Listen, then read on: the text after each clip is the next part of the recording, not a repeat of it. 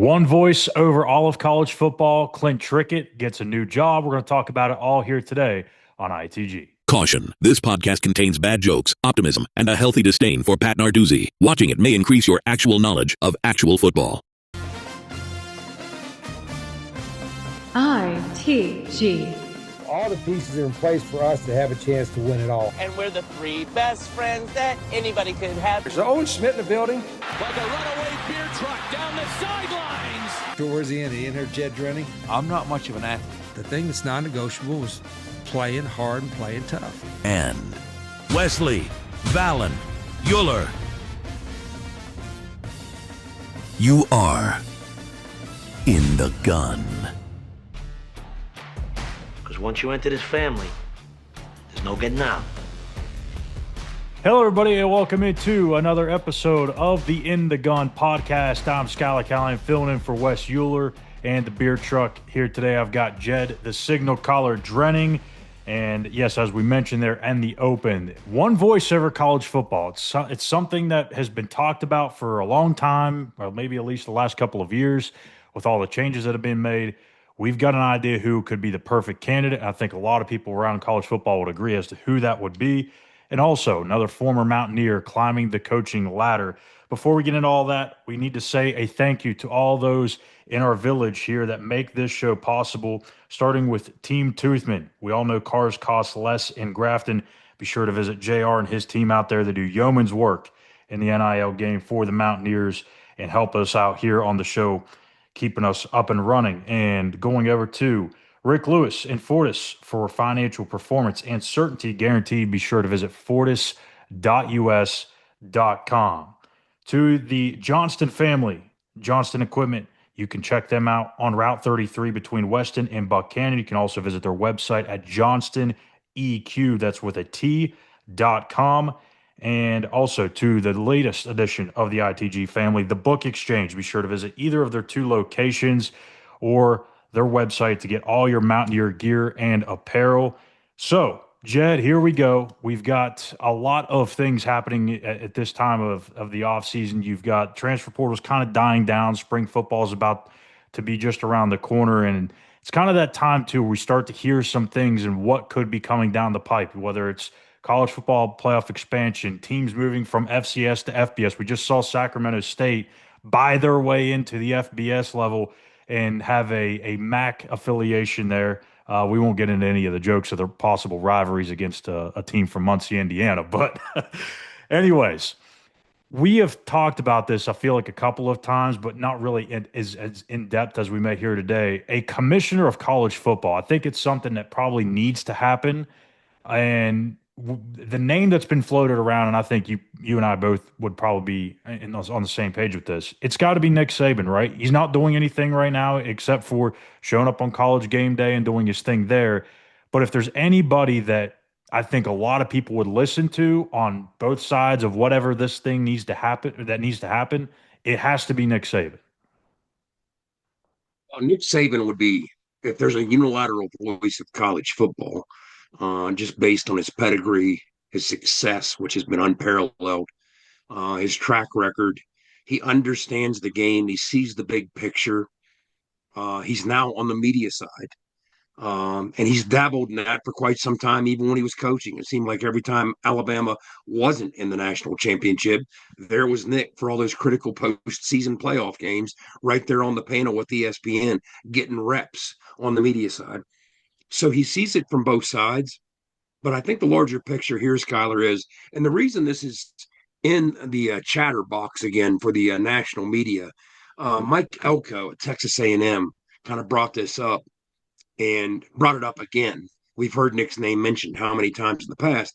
And on their podcast, Andy Staples and Ari Wasserman at On3 fleshed it out and discussed it. And yes, you start with Nick Saban. But at the same time, is it just one guy, or is it unlike the NFL? Are the needs different? So you don't want one unilateral voice as much as three perspectives. Do you have a three-person panel as a commission? Maybe something like that. Nobody has ever discussed this in great detail, in part because much like everything else in college football, we don't wait until something is about to happen to discuss what that's going to look like. We discuss things that are 8 steps away from happening. And that's just the nature of college football. I mean, look at how many things have to happen if there ever is a commissioner before that commissioner takes office or, Right.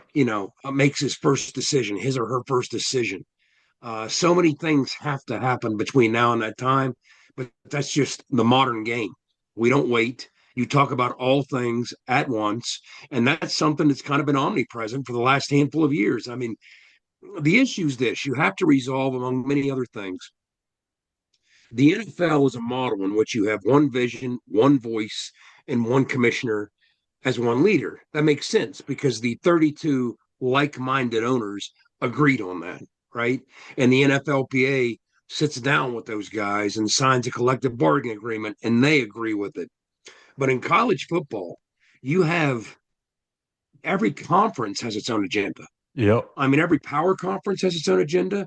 Every group conference, we haven't decided if we're calling them group of 5 or group of 6 now. I guess it depends on what we decide with the Pac 12, right? So Group your of six. G5/G6, they all have different agendas. I always go back to this like every offseason when there are tweaks to the college football rule book, there's a handful of rules each year that are changed or tweaked. Not no seismic shifts, but every handful of years or every year there are a handful of changes.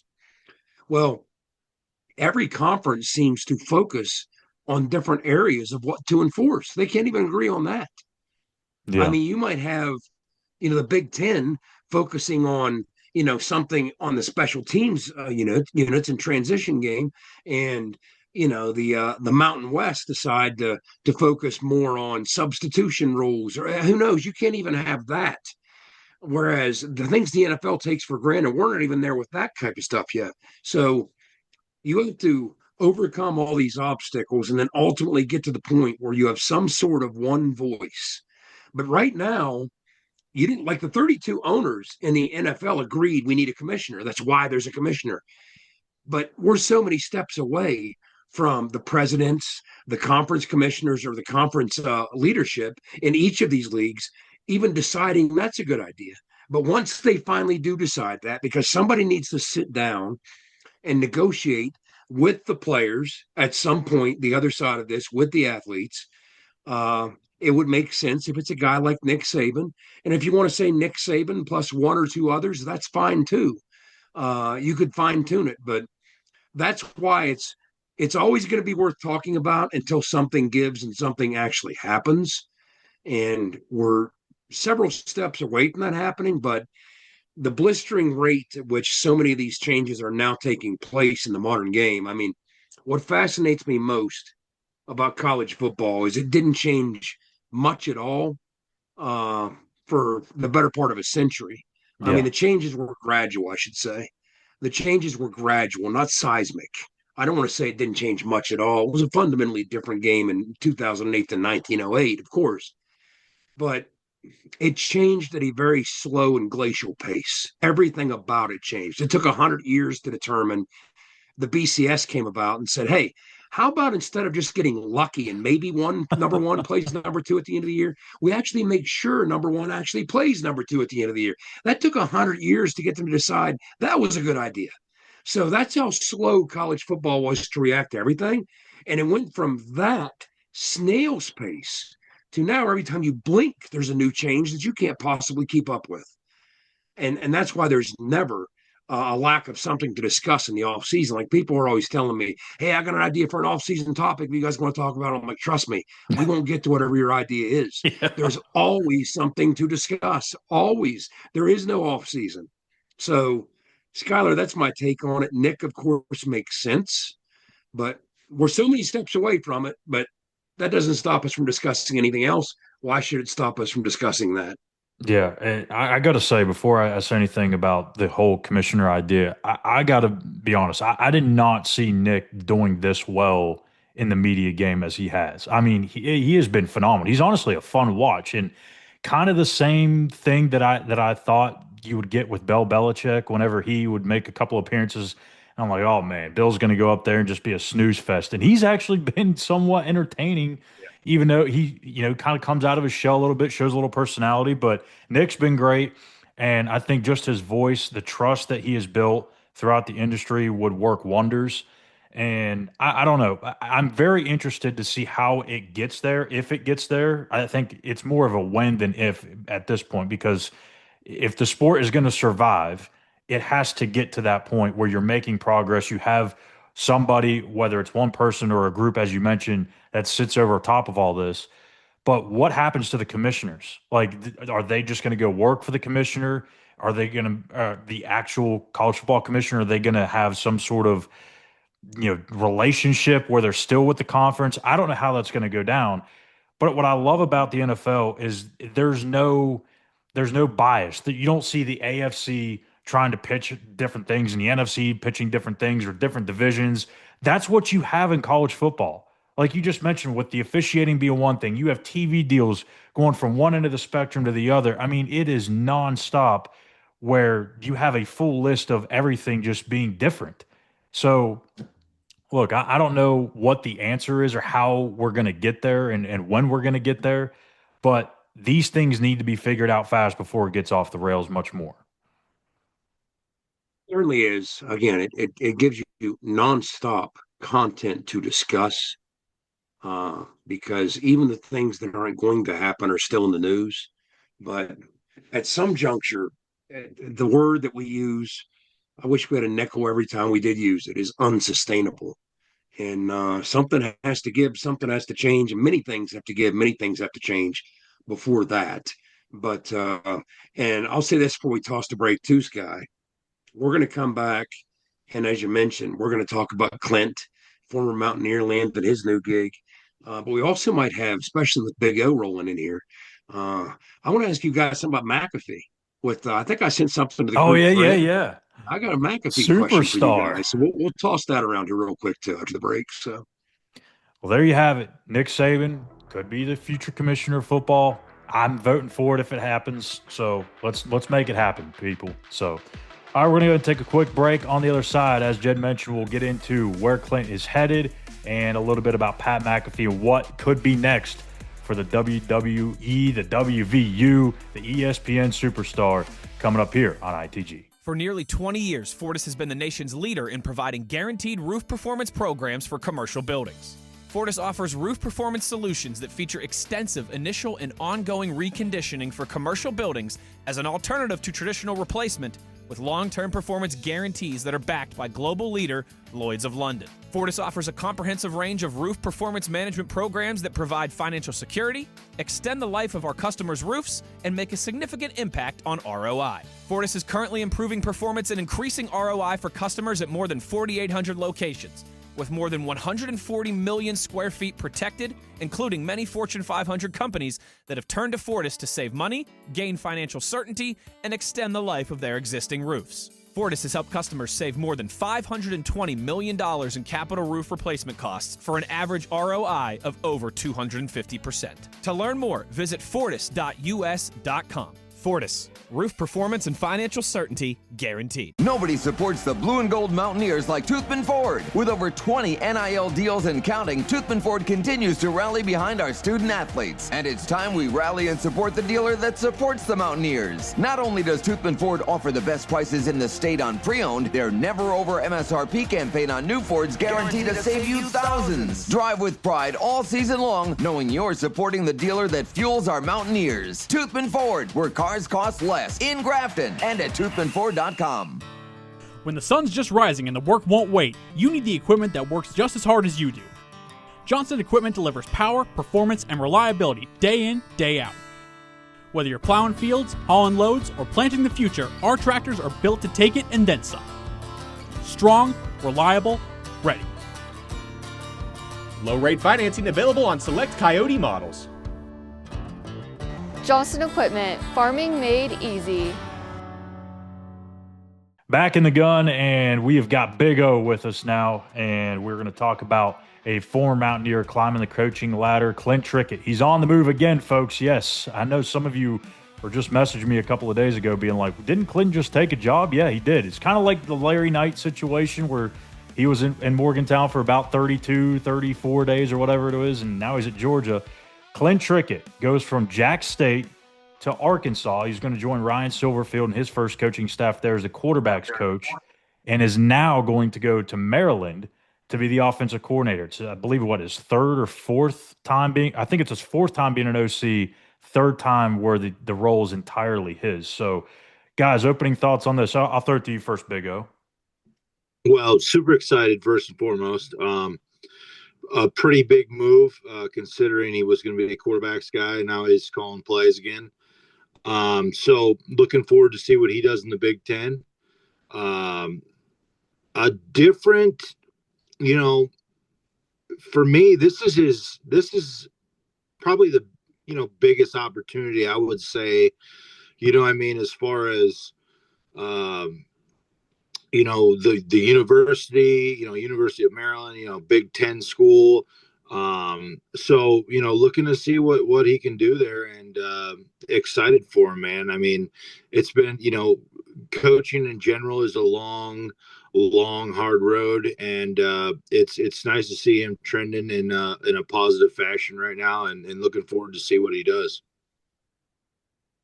He's had success everywhere he's been.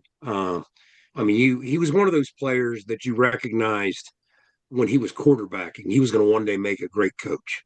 That's not true of everybody. But with Clint, the way he approached the game, the way he went about his business, that's the style of play that he deployed. You just knew that it was going to translate to coaching.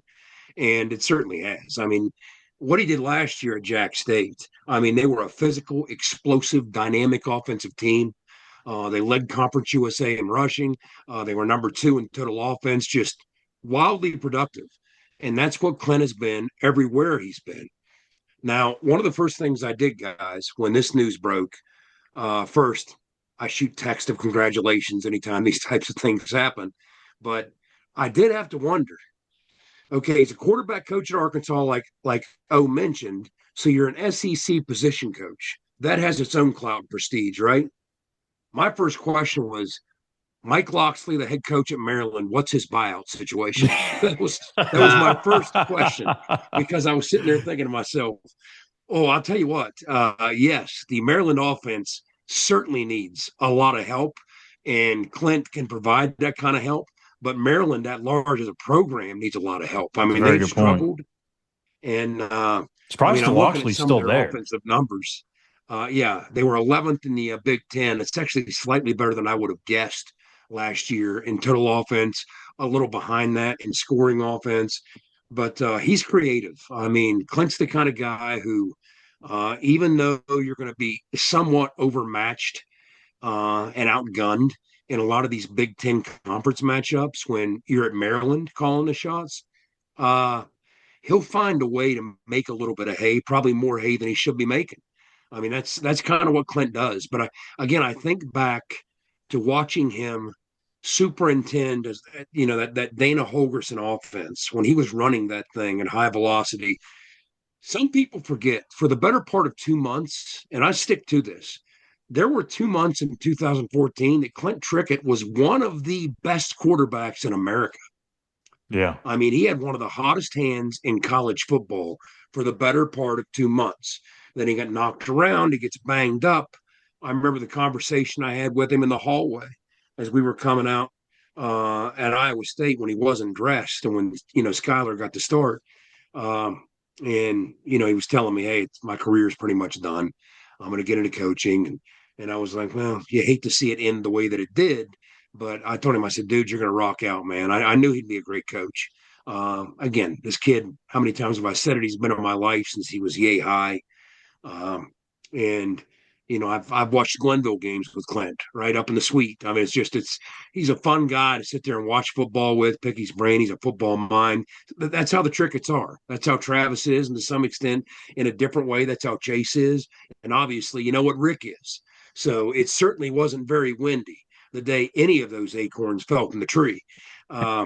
So I think he's going to have, it depends how you measure success, but if you measure it in any reasonable way, Clint Trickett's going to have success in Maryland.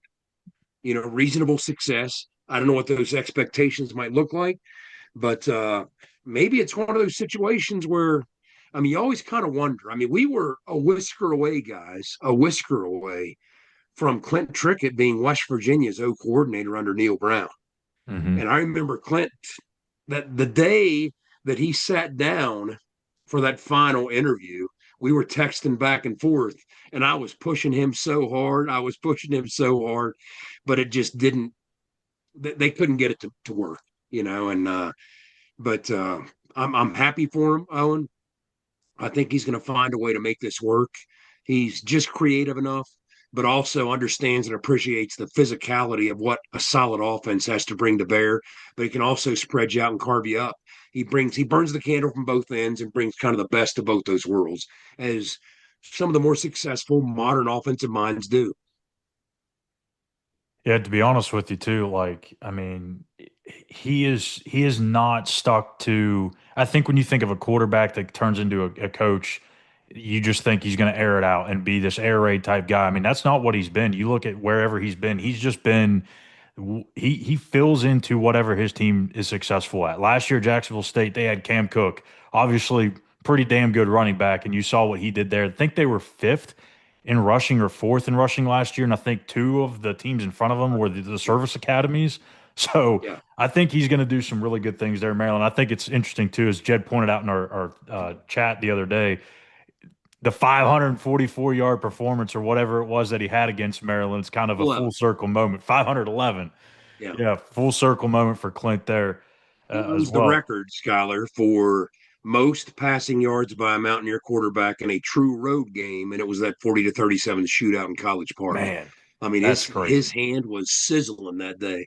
That was the day of Kevin White, Mario Alford. I mean, we were just back and forth. Josh Lambert at the end, but Clint, that Classic. was probably, all things considered, and he had a lot of good ones. He had a lot of good ones. But I would say that was the best game of Clint Trickett's career, and he had a lot of good ones. Yeah.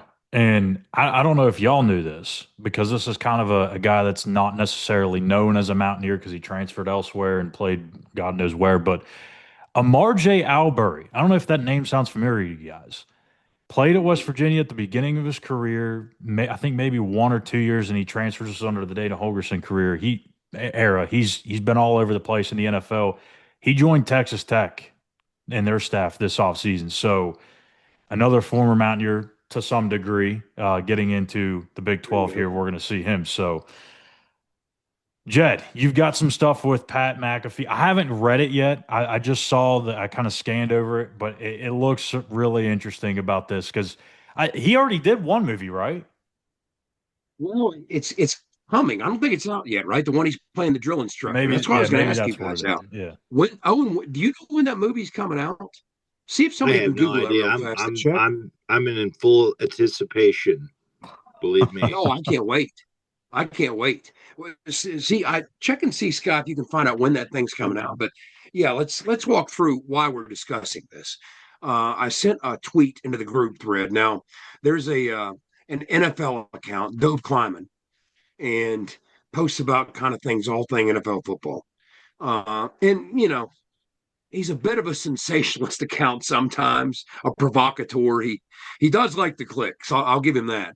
But he says in this tweet, posted with a picture of McAfee next to Sly Stallone, breaking. Okay, you can already see where this is going. I'm not sure this is breaking, but Pat McAfee has hired super agent Ari Emanuel, who wants to turn him into the next Sylvester Stallone over the next couple of years. Emanuel has already started to book McAfee for movie and TV roles. Pat has plans to become the biggest celebrity on the planet. And that made me ask this question, guys. In all seriousness, where does he rank right now? I mean, there's not a celebrity that would walk up to McAfee and he's going to be like nervous. You know what I'm saying? Yeah. I mean, nobody's going to make McAfee nervous at this point. So if you were ranking international celebrities, wow, of all sorts, Hollywood, sports, whatever you want to rank them, I mean, where does Pat McAfee rank realistically? Rock stars? I mean, in terms of recognition and people just knowing who you are. I think the two that just pop into my head, and this is literally the kind of the same level I think Pat's brought himself into, is like Snoop Dogg and Shaq. Like you see Snoop Dogg, you know Snoop Dogg. You see Shaq, you see Shaq. You can't miss those two guys. Pat's kind of getting there, and that's pretty special. It is, Owen. Yeah, I think with Pat, just the way he kind of did it, obviously his own way, but through football, and then when social media was really starting to pop and people were starting to figure it out, is like really, in my opinion, his kind of birthplace. And now it's like, I mean, who doesn't know him? You know what I mean? It's you know what I'm saying? I mean, he's literally on television 24/7. You know what I mean? If he's not doing the ESPN thing, he's at a game. If he's not at a game, he's at a wrestling, commentating wrestling. If he's not doing that, he's off on vacation somewhere, and then in between we get to see all the hot, naughty, and spicy, vacation pics to him, in roles of drill sergeants. So I mean, where is he? I mean, Bradley Cooper and him are boys. I'd say that's as much as you need to know, I guess. I'm more surprised that Pat's not too busy for Bradley Cooper than Bradley Cooper's too busy for Pat, really, Yeah, honestly. I mean, Okay, here's what I found, guys. The movie featuring Pat McAfee in the role of a U.S. Marine drill instructor is The Mosquito Bowl, a Hmm. Netflix film directed by Peter Berg. It's a World War II sports drama based on the true story of a historic football game played by Marines on Guadalcanal in 1944 before many faced the Battle of Okinawa. McAfee plays a supporting role as a drill instructor. The film is scheduled for release on Netflix in 2026. No more specific dates, yada yada yada. So, sometime in 2026, let's definitely stay tuned to that. I mean, that's an episode in itself. We're going to be talking about the Mosquito Bowl after we all watch. We might have a viewing party for it. But Owen, you knew this better than anybody. The thing about McAfee, when I first saw him in that role with the hat, he's in uniform, he's on set. I'm thinking so many people that would get an opportunity like that, it's almost incidental to everything else he's doing. His brand's so big. Oh, grab that guy and throw him in here because he has so many followers. No matter what he's in, they'll watch. But that's not the case with McAfee. What's going to happen with Pat McAfee? And you know him as well as anybody, okay? But just understanding how he goes about his business and how he approaches everything he does, he's not just going to take for granted he gets a role in some movie. Oh, he ain't I mean, he is half-assing going to grind his bones to dust to be the absolute best supporting actor anybody No, can be, to shock the world with the best supporting performance anybody's ever seen, whatever that means. I don't know if it means hiring acting coaches, staying up all night memorizing your lines, plus the other guy's lines in the scenes with you. Whatever that means, whatever that looks like, is what McAfee's going to do. Because that's the thing about McAfee. All you have to do is listen to him on any of the shows that he does. Okay, people say, like, how does he know about this obscure sport that he just interviewed this guy? He doesn't. That's not how it works. He spent a lot of time the days leading up to that show with that guest. I don't care if it's an X game person, whoever it is, studying and learning like nobody's business all about what that guest does so he can ask the best questions. He pours himself into it. And I have no doubt he's going to do the same thing with a potential acting career. And that's why when I see an agent trying to turn him into the next Sly Stallone, first of all, Sly Stallone was magic in a bottle. He wrote Rocky. He refused to sell the rights to Rocky because Hollywood wanted to cast everybody else as Rocky, but he said, no, it's a package deal. I'm Rocky. He was a young man. He was built for that role. It's a different animal. But I do think there's a way that Pat McAfee can step into this. There is no way I'm betting against him and make this work. And the next thing you know, in 4 or 5 years, I could see him in serious contention for serious acting roles or serious acting awards. I mean, there's no way I'm betting against that guy, right, Owen? well, I'll say this: I don't think we're gonna see him in in Predator or anything like that, all juiced up and pulling the Schwarzenegger and Sylvester Stallone vibe, but I think he'll find what he's good at. That's what he's literally good at. And whether like you said, I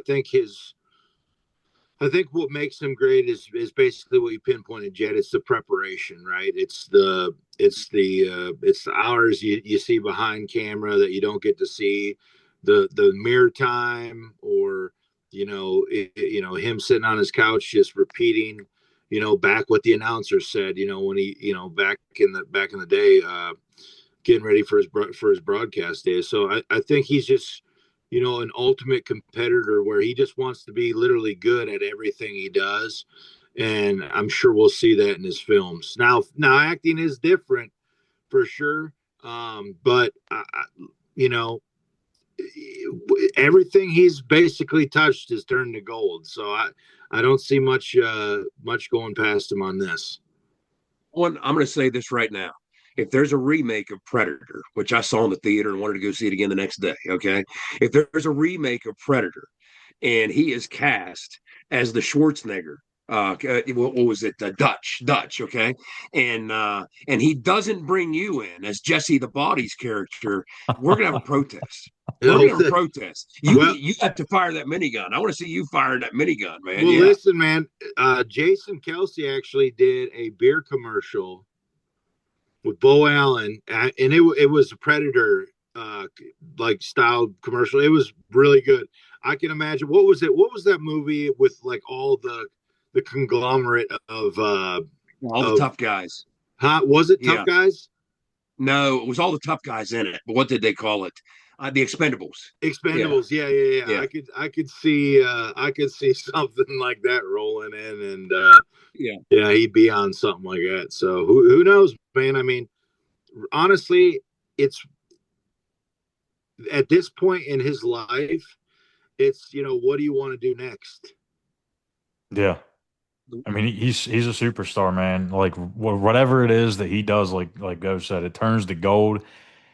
And for whatever reason, man, like he's on top of his game. Like everybody thought that the college game day thing wasn't going to go well. There's still some people out there that have their opinions of it. Go kick rocks, man. Like if you really want to sit there and just listen to 3 hours of guys just monotone voice, then have at it. Watch some rewinds of it. But that he is the guy that gets everybody juiced up on game day. I think he's personally, I mean, just my opinion, he's elevated that show to a whole other level. I mean, with the field goal kicking thing and just getting people, juiced up. And I think for the longest time, I wondered if ESPN was like kind of curious as to what would happen with the show when LC was, step down or retire, because that's what the show was really built on, was obviously the headgear selection. What are you going to do when he's not there anymore? You can't have somebody else come in and do headgear. And what do you know? Pat McAfee comes in, does his own thing, and it's just as big. Yep, it's just as big. Yeah, and the thing about it is, Schuyler, I get upset when people start saying like, "Oh, he's just the showman. He's the circus guy. He's just to juice him up and joke around." That dude is locked in and prepared.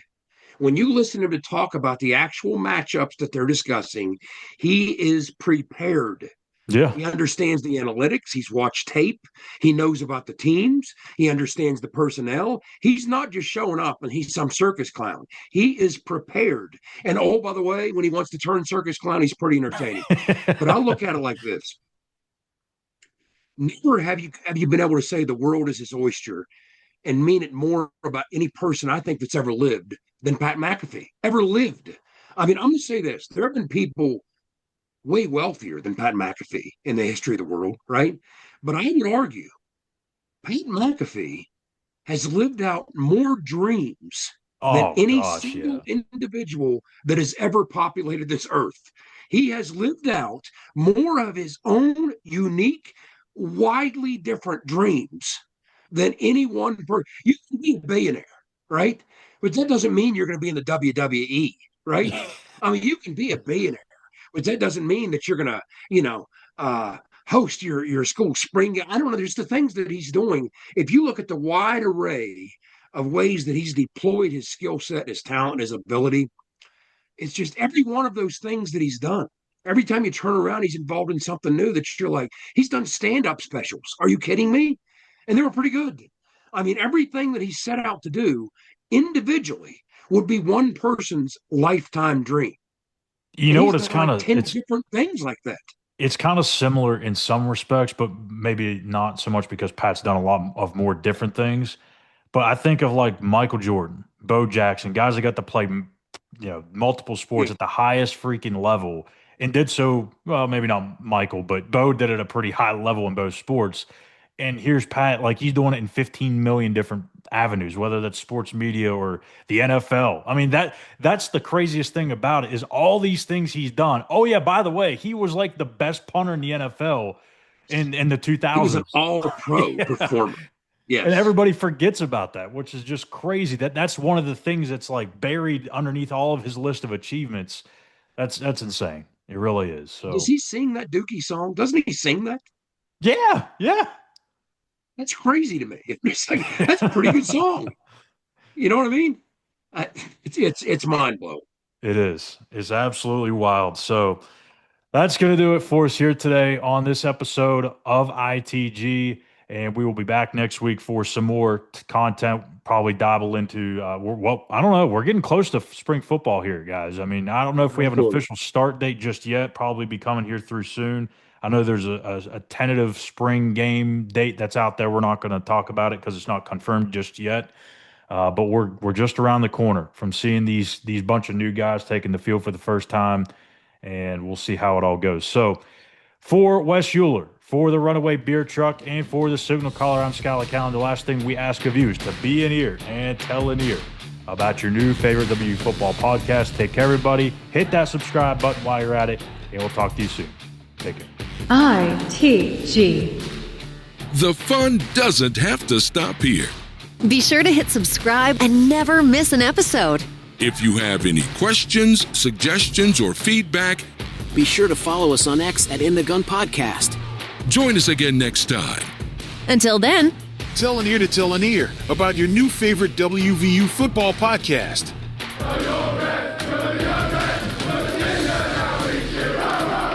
This mission is over. It's over.